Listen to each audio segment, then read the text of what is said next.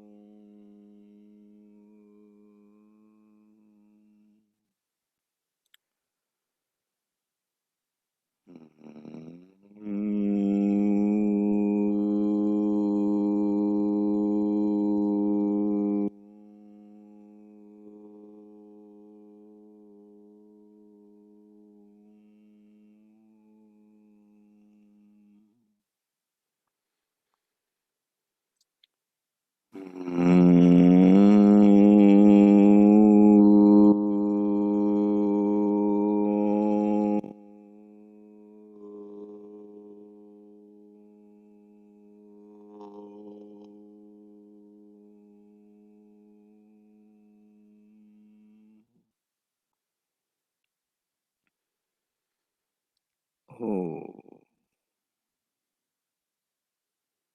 वैदिकी अमृत ध्यान साधना प्रभात सत्संग में आप सभी साधक साधिकाओं का, उपासक उपासिकाओं का हार्दिक स्वागत है।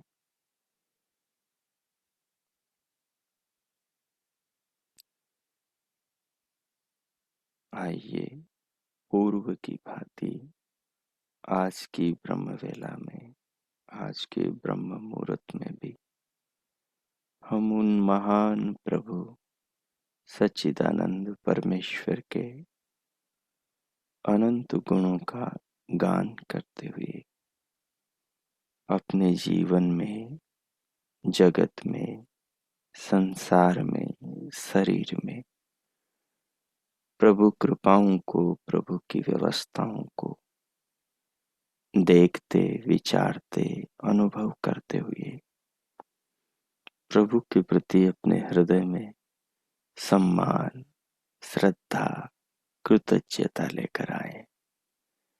भगवान कृपा सिंधु है, कृपा सागर है, करुणा के अनंत भंडार है। निरंतर हम जीवों पर अपनी कृपाओं की वर्षा करते चले जाते हैं। जब हम उन महान प्रभु की इन कृपाओं को जीवन में अनुभव करते हैं, देखते हैं, विचारते हैं, सोचते हैं, अमल करते हैं, तो हमारा हृदय, हमारी आत्मा सहज ही उन भगवान के भावों से जुड़ जाती। जिन क्षणों में हम भगवान के भावों से ओतप्रोत होते हैं ना, उन क्षणों में हमारा पूरा व्यक्तित्व भगवान से जुड़ा होता है। उन क्षणों में हमारा अंतःकरण पावन पवित्र हो रहा होता है। हृदय के भाव, शुद्ध भावनाएं पवित्र हो रही होती है।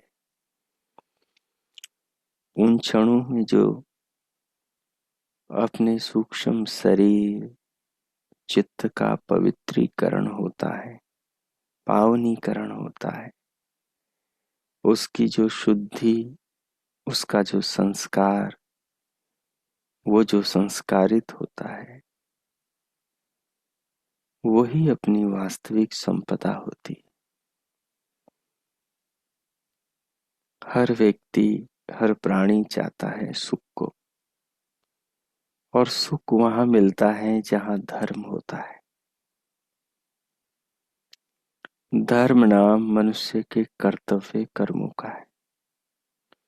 धरती पर सर्वश्रेष्ठ प्राणी मनुष्य का नाम है, तो मनुष्य के कर्तव्य भी श्रेष्ठ हैं। सारा संसार भगवान ने श्रेष्ठ मनुष्य को सौंपा है।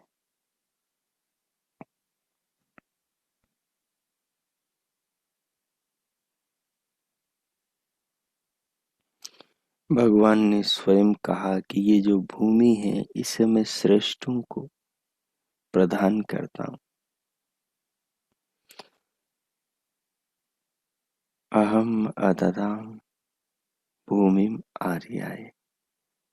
भगवान इस भूमि को आर्यों को प्रदान करते, अर्थात श्रेष्ठ मनुष्यों को प्रदान करते, जो इस भूमि का, इस भूगोल का, इस संसार का, इस विश्व का कल्याण कर सके, इसको सुगंधित कर सके, इसको सुंदर बना सके, इसको वसुधैव कुटुंबकम के भाव में ला सके। यहाँ पर सत्य का व्यवहार हो, जहाँ पर प्रेम का व्यवहार हो, जहाँ पर बंधुत्व का व्यवहार हो, जहाँ पर मानवीयता का व्यवहार हो, जहाँ पर एक दूसरे के दुख सुख में सहायक सहयोगी हो, जहाँ पर एक के कांटे को दूसरा निकालने वाला हो, एक के दुख को दूसरा हरने वाला हो, ऐसे संसार को भगवान श्रेष्ठ मनुष्य से चाहते हैं, और श्रेष्ठ मनुष्य ही ऐसा काम कर सकता है। श्रेष्ठ मनुष्य कौन होगा? जो भगवान से स्वयं को जोड़ के रखेगा। भगवान क्या चाहते हैं ये तो वही जानेगा जो भगवान से जुड़ेगा। भगवान के मन की बात, भगवान ने जो मनुष्यों को कर्तव्य बताया, उस कर्तव्य की बात भगवान ने अपने ज्ञान वेद में बतलाई है। तो जो वेद पढ़ेगा वो अच्छा श्रेष्ठ मनुष्य बनेगा, वो भगवान के करीब होगा। और एक भगवान का उपदेश आत्मा के अंदर निरंतर अंतर्यामी रूप से चलता है। तो जो उस उपदेश को सुनेगा, अपनी सुरता को भगवान में लगा के रखेगा, वो अपने जीवन को श्रेष्ठ मानव जीवन बनाएगा। उसके जीवन में भगवान अंग संग होंगे, उसका जीवन उत्तम बनेगा। जो इस प्रकार जीवन को प्रभु के वेद के अध्ययन, स्वाध्याय, चिंतन, मनन, व्यवहारिक जीवन में तदनुकूल आचरण करके जोड़ के रखेगा भगवान को अपनी आत्मा से, जो अपनी आत्मा में परमात्मा के उपदेशों को सुनेगा, जो जीवन में परमात्मा की कृपाओं को, व्यवस्थाओं को, करुणाओं को अनुभव करेगा, जो इस जीवन का आधार, परम आधार, प्राणाधार परमेश्वर को ही जानेगा, उसका ही चित्त शुद्ध होगा, उसका ही हृदय पावन होगा, उसकी ही आत्मा परमात्मा से जुड़ी रहेगी। जिसकी आत्मा परमात्मा से जुड़ी रहेगी, जो परमात्मा को हृदय में धारण करके कर्म करेगा, उसका चित्त ऐसे ही संस्कारों से, भावनाओं से, कर्मों से, विचारों से, व्यवहारों से संस्कारित होगा। जो अपने चित्त को जिस प्रकार से संस्कारित करेगा, जिस प्रकार अपने चित्त का निर्माण करेगा, अपने सूक्ष्म शरीर में, अपने अंतःकरण में जैसे भाव, जैसे विचार, जैसे संस्कार डालेगा, अगला जन्म, अगला जीवन उसको वैसा ही मिलेगा। सुपथ की ओर, कल्याण के पथ की ओर भगवान ही हमें ले जाते हैं। पर भगवान हमारा हाथ नहीं पकड़ते। यद्यपि हमको पूर्ण रूप से भगवान ने पकड़ा हुआ है, अगर वो हमें छोड़ दें तो हम कैसे जी सकते हैं?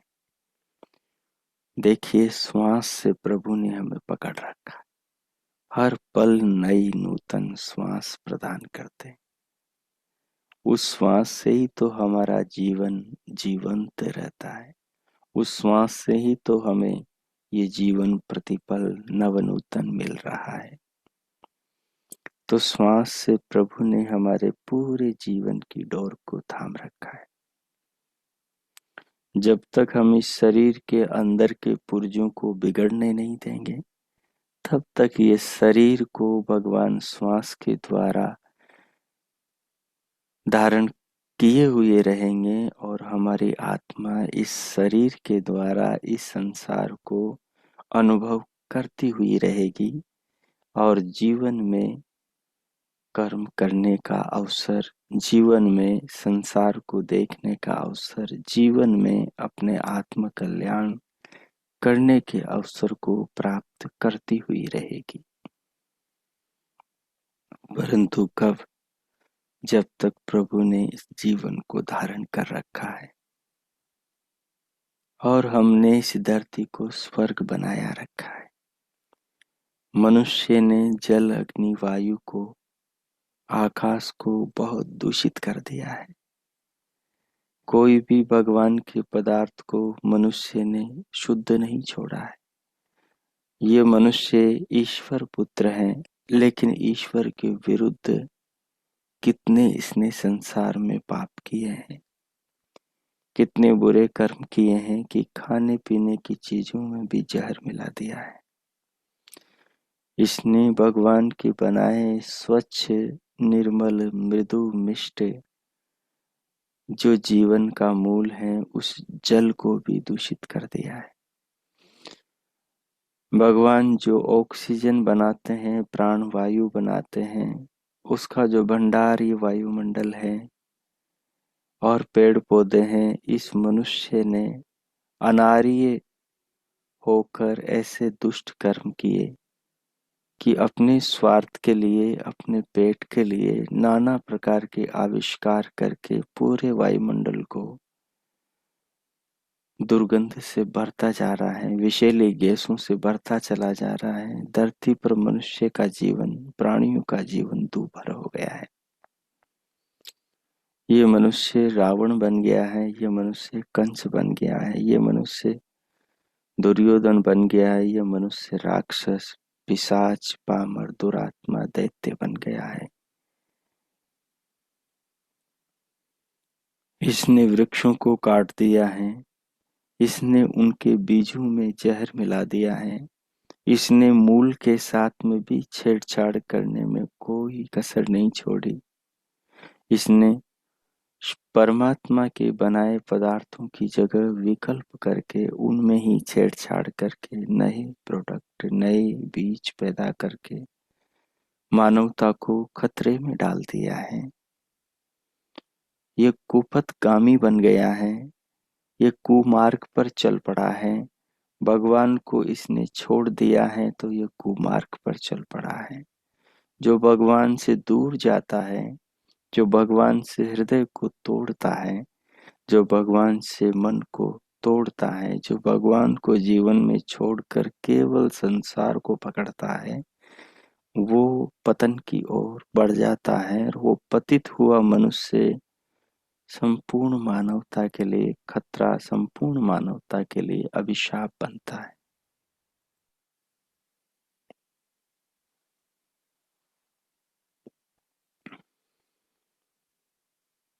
इसलिए इस तत्व को हमें बड़ी गहराई से समझना है। जो मनुष्य पिशाच, जो मनुष्य राक्षस, जो मनुष्य प्राणियों को, जो मनुष्य इस विश्व को संकट में डालने वाला है, जो जल को दुर्गंधित, जो वायु को दुर्गंधित, जो फल सब्जियों में विष मिलाने वाला है, जो प्राणियों को जीवन के स्रोत से तोड़ने वाला है, वो मनुष्य भगवान को नहीं पा सकता।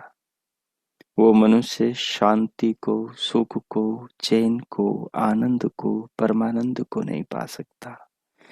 वो मनुष्य देवताओं के शरीर को, वो मनुष्य श्रेष्ठ माँ बाप के घर को, परिवार को, उनकी कोख को नहीं पा सकता। वो मनुष्य उत्तम श्रेष्ठ मानव योनि को, मानव शरीर को फिर से नहीं पा सकता। जो मनुष्य इस मानवता को दुखों में डाल रहा है, जो मनुष्य इस प्राणी जगत के लिए शत्रु बना हुआ है,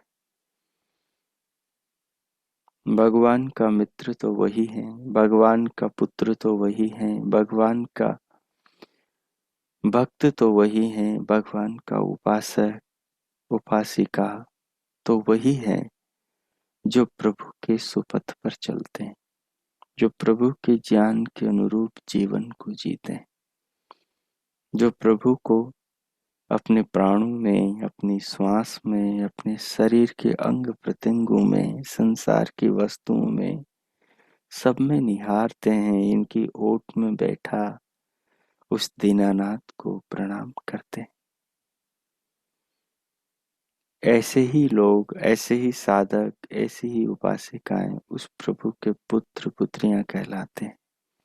ऐसे ही लोग उस प्रभु के संदेशों को, उसके ज्ञान को, उसके मैसेज को आगे पहुंचाते हैं, अन्य मानवों तक पहुंचाते हैं, उन्हें भी इंसान, उन्हें भी मानव, उन्हें भी धार्मिक, उन्हें भी धर्मात्मा बनने के लिए प्रेरित करते हैं।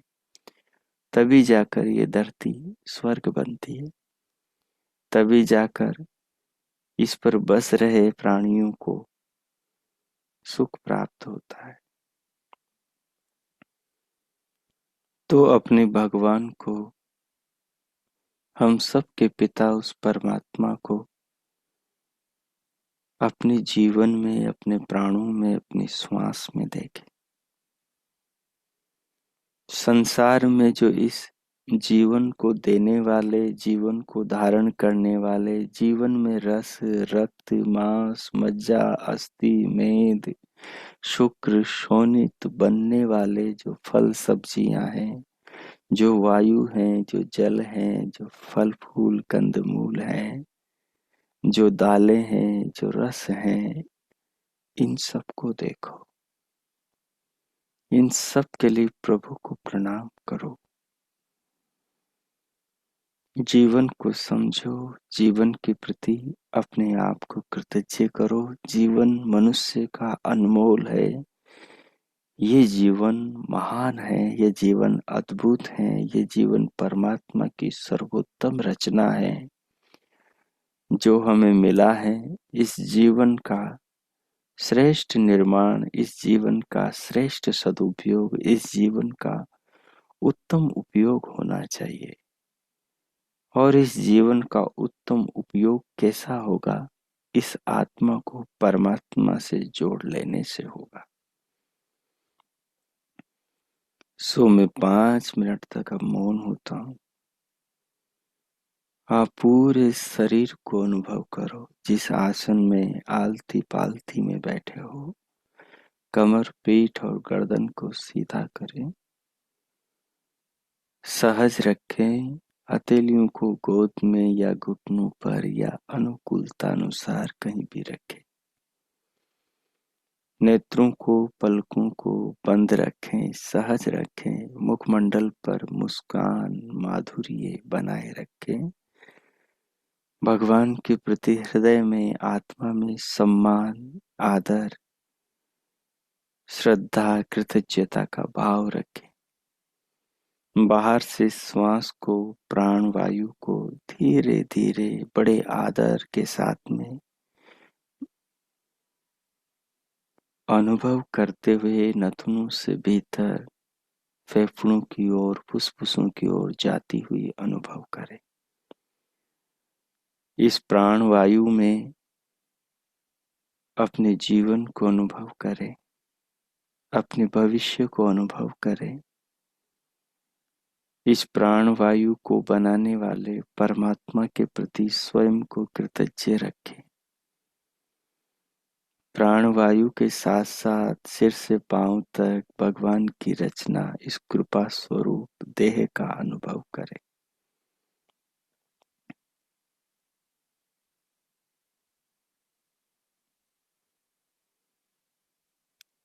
इस शरीर को, प्राण को, परमात्मा को जानने वाले, अनुभव समझने वाले, अनुभव करने वाले अपनी आत्मा को भी अपने ध्यान में लाएं।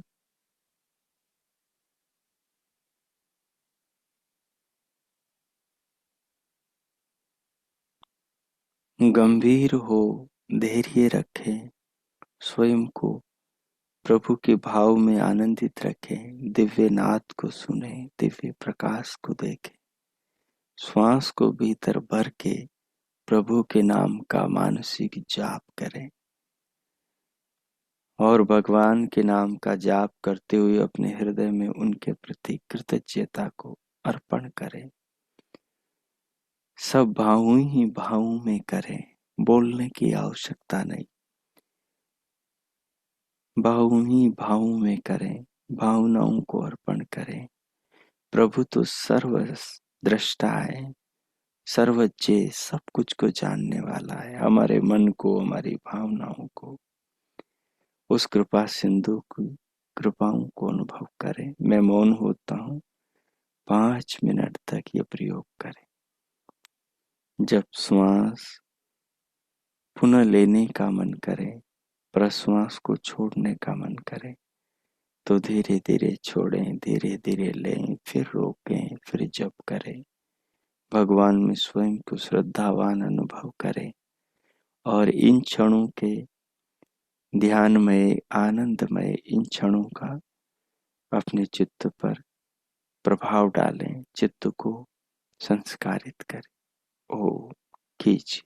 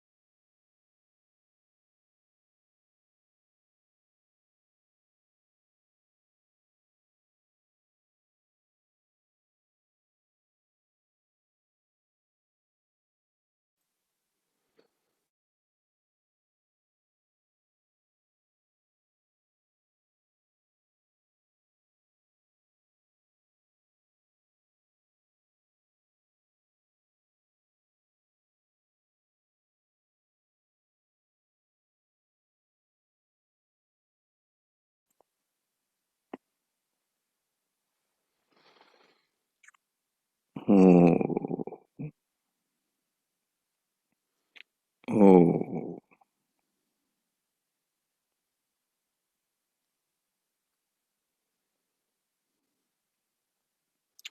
इस प्रकार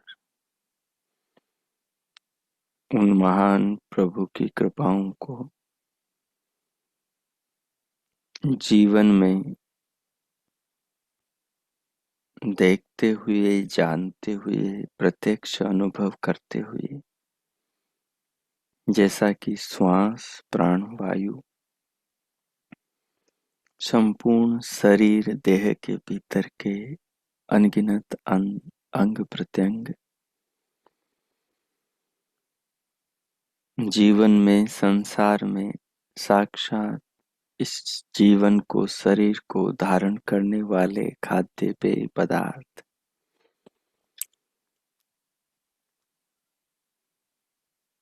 ब्रह्मांडीय भौगोलिक वस्तुएं, इन सब को प्रभु की कृपा के रूप में देखते हुए जीवन को भगवान के प्रति आदर, श्रद्धा, प्रेम, कृतज्ञता प्रकट करते हुए, दिव्य नाद सुनते हुए, दिव्य प्रकाश देखते हुए, प्रभु नाम का मानस जपते हुए,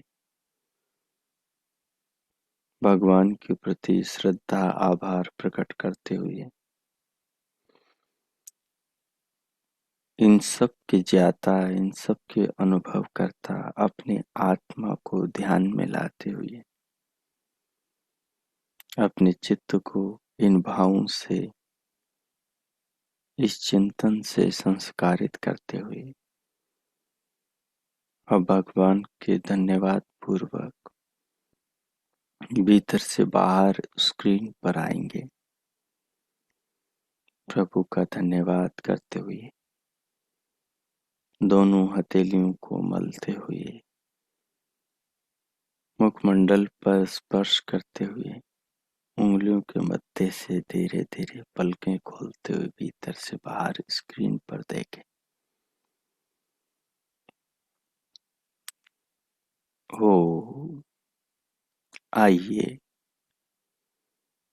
आज हम ईशोपनिषद के 12वें पाठ सुपथ से ले चल में प्रवेश करते हैं।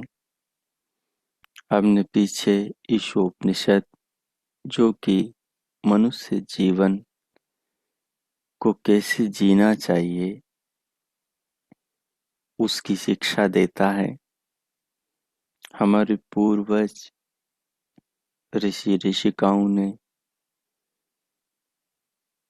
किस प्रकार से अपने जीवन को प्रभु राह पर अर्पण करके धन्य धन्य किया, श्रेष्ठ बनाया, महान बनाया, पावन किया, पवित्र किया,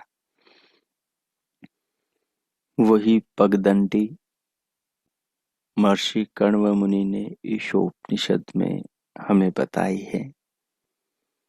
महर्षि कण्व मुनि भी भगवान के ज्ञान यजुर्वेद के उस 40वें अध्याय से इस अमृत का पान किए हैं। जीवन को जीने की इस पद्धति को सीखे हैं और हम भी सीख रहे हैं। यही मानवता का मार्ग है। यही अपने जीवन को और राष्ट्र को, विश्व को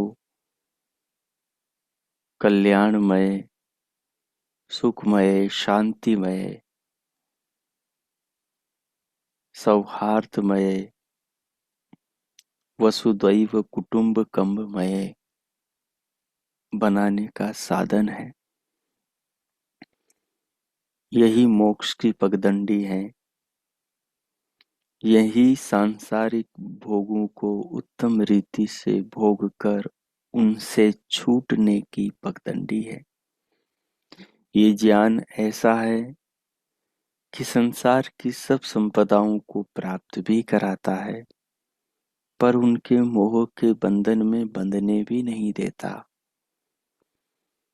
और अंत में परमानंद को भी सुलभ कराता है। ये ज्ञान ऐसा है कि इसको जानने वाले ज्ञानी को भटकने नहीं देता, उसको अंधेरे में, अंधकार में, तमस में जाने नहीं देता, उसके जीवन में ठोकरें लगने नहीं देता, उसे कंकड़ पत्थर गड्ढों में गिरने नहीं देता, उसको अपवित्र अपयश का भागी बनने नहीं देता, उसको पाप का भागी बनाकर नरक में जाने नहीं देता।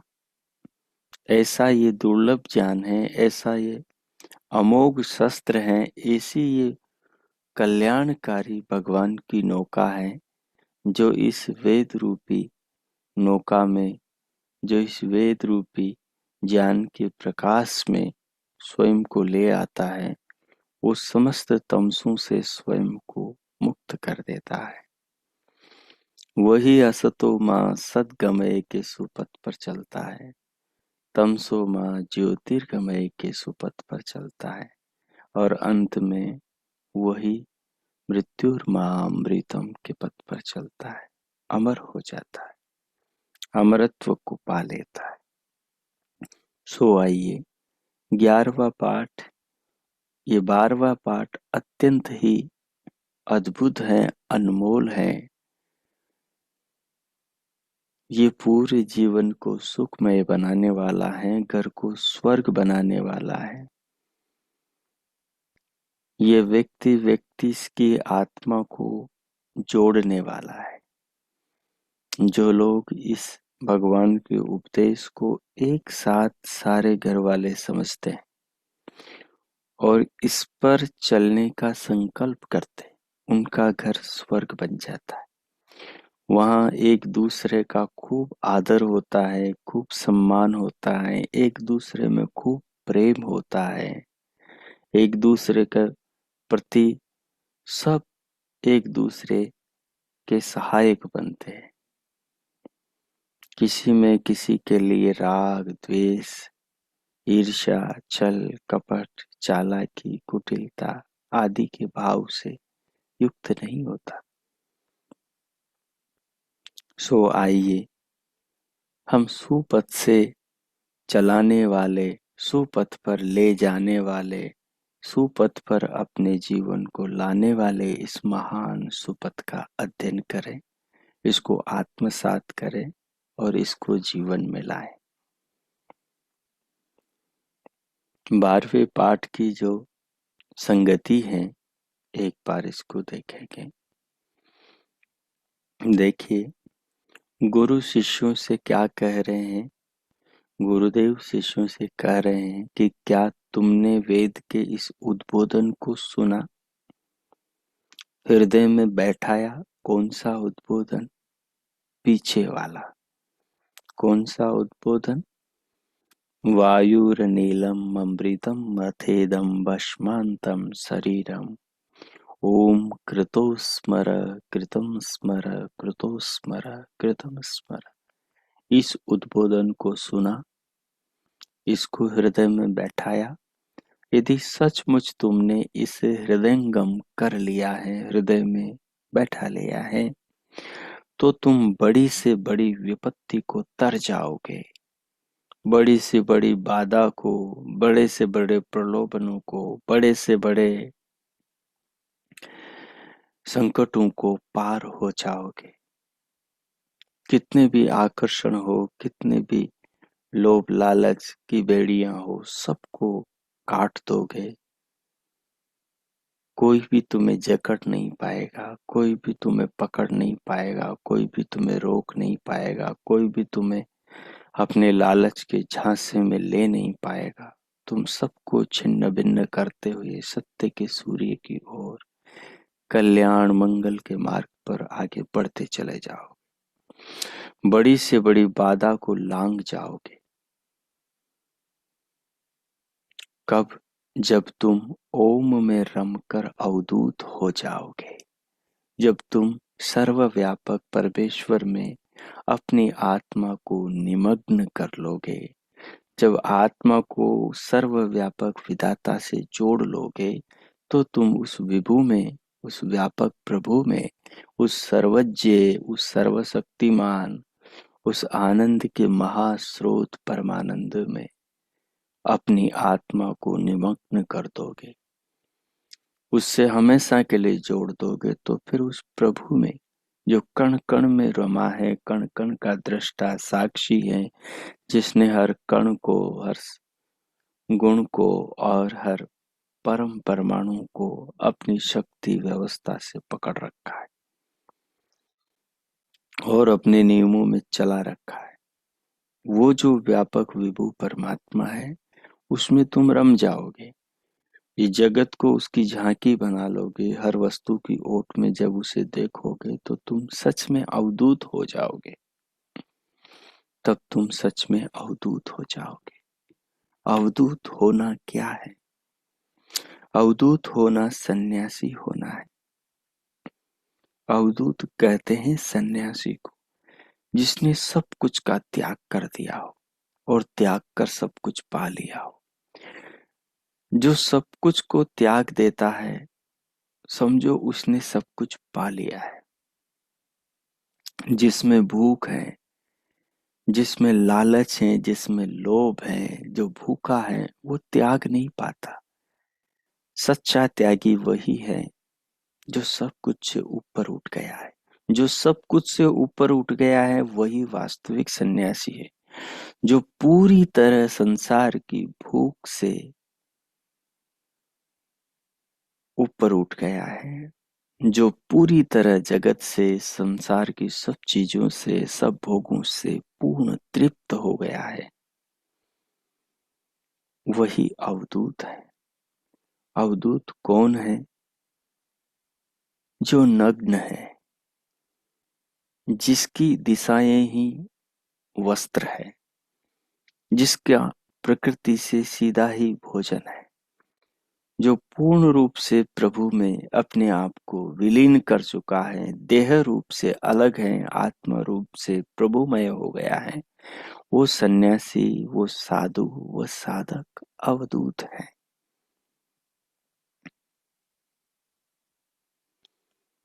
बाबा तुलसी कहते हैं कि दूत कहो, अवधूत कहो, रजपूत कहो, जो लहा कहो को। अवधूत सन्यासी हैं, अवधूत सम्राट हैं, अवधूत वो हैं जो जगत में रहते हुए जगत से अलिप्त है।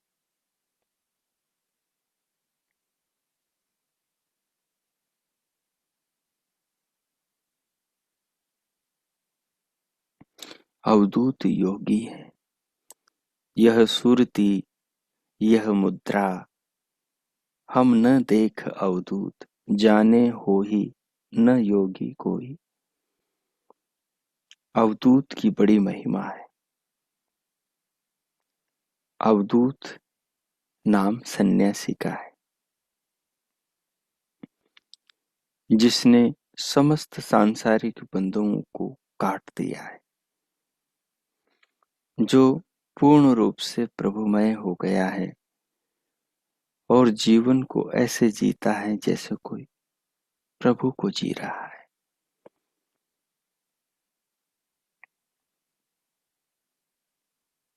जिसने प्रभु को ही पहन लिया है, जिसने दिशाओं को ही धारण कर लिया है, ऐसा व्यक्ति जिसने भगवान की भक्ति से स्वयं को सुगंधित कर लिया है, जो प्रभु में नित्य सुवासित है, ऐसा अलबेला मस्ताना योगी साधु है, अवधूत है। तो कह रहे हैं कि जिसने ओम में स्वयं को रमाकर अपने आप को अवधूत कर लिया हो, या ओम में जिसने अपने आप को पूर्ण रूप से सर्वव्यापक स्वरूप में एकाकार कर लिया हो, वह व्यक्ति उस ओम में रमकर अवधूत हो जाएगा। या तुम भी वैसा करोगे तो तुम भी वैसे अवधूत हो जाओगे। संसार तुम्हारे सन्मुख सिर झुकाएगा, क्योंकि संसार से कोई मतलब, अपेक्षा, स्वार्थ नहीं रहेगा। झुकना वहां पड़ता है जहां स्वार्थ हो। झुकना वहां पड़ता है जहां अविद्या, लगाव, मोह, तमोगुण, रजोगुण का प्रभाव हो।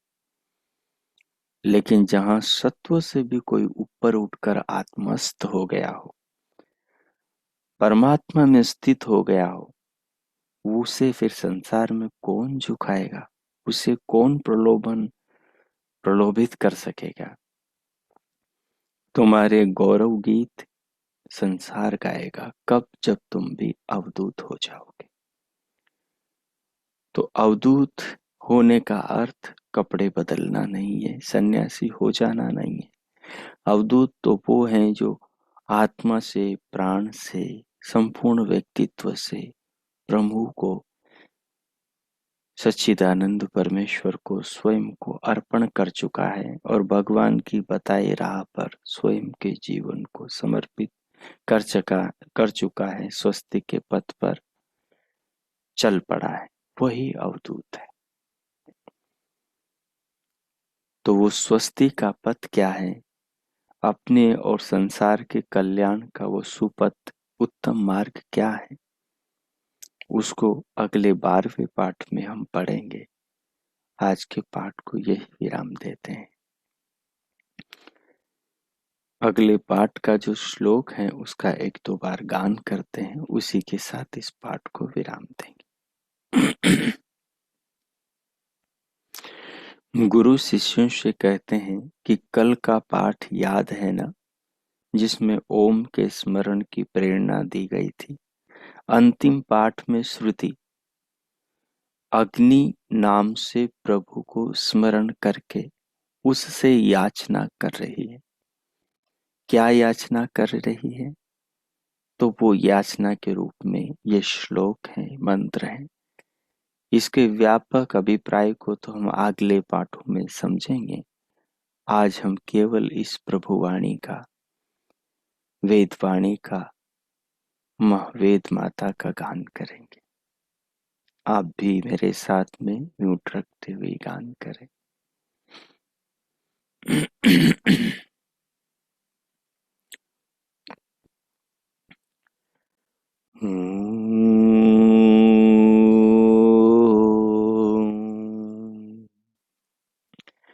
अग्नेन यसुपथाराय अस्मान् विश्वानि देववयुनानि विद्वान्।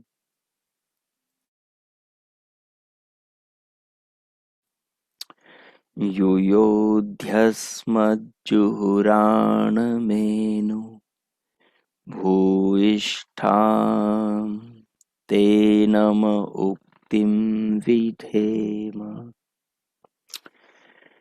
ॐ अग्नेन यसुपथाराय अस्मान् विश्वानि देव वयुनानि विद्वान्।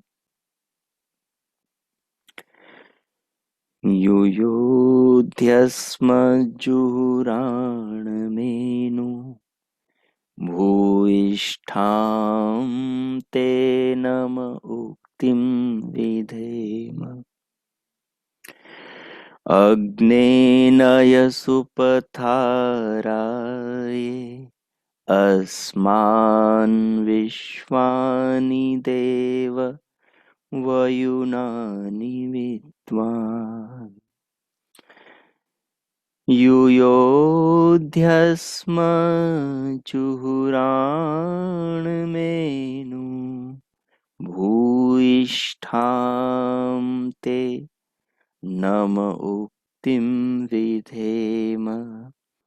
भूयिष्ठां ते नम उक्तिं विधेम।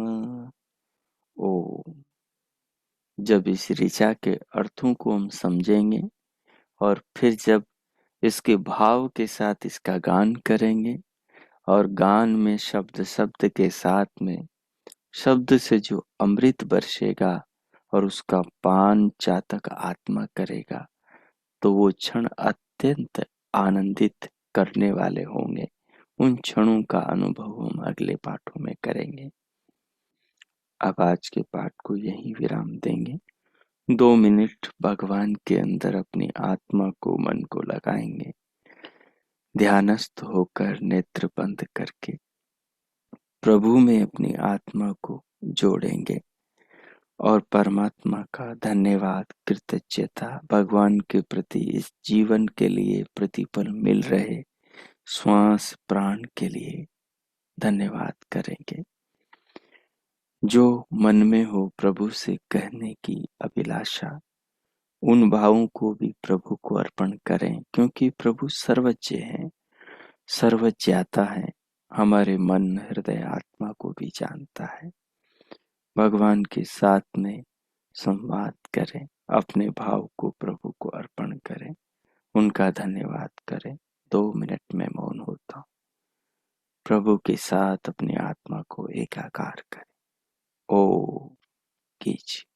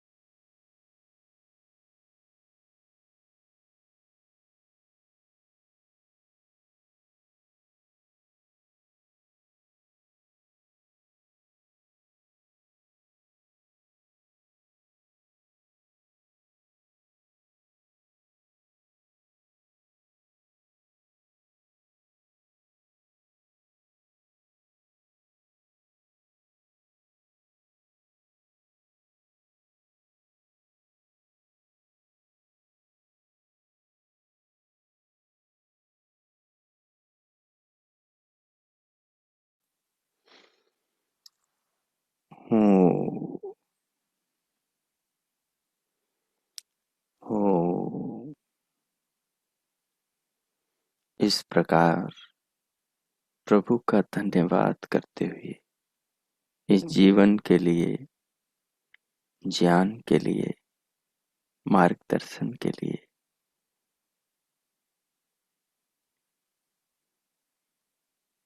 भगवान का धन्यवाद करते हुए स्वयं को जीवन लक्ष्य पर प्रतिबद्ध करने के लिए संकल्पित करते हुए अब भीतर से बाहर आने के लिए अंतस जागरूकता को बाहर लाएं देह पर।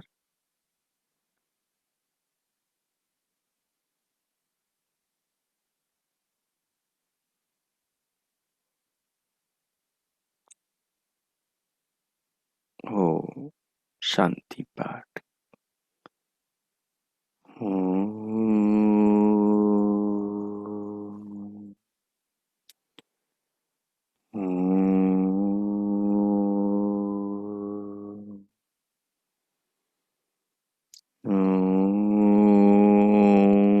शांति शांति शांति। ओम। आप सबका आज का दिन शुभ हो, मंगलमय हो। प्रभु सबका मंगल करें। हम सब ज्ञान के सुपथ पर, ईश्वर के आदेश के पथ पर चलें, वेद की राह पर चलें, स्वस्ति के कल्याणकारी पंथ पर चलें।